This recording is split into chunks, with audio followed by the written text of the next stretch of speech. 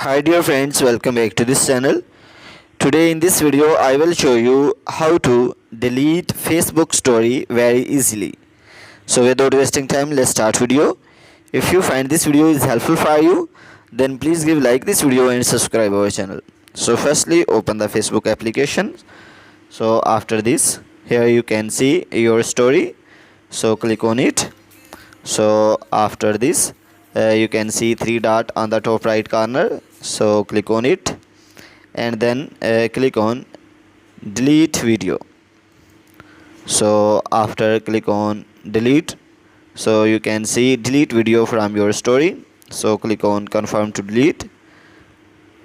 So here wait some second, here you can see story is deleted.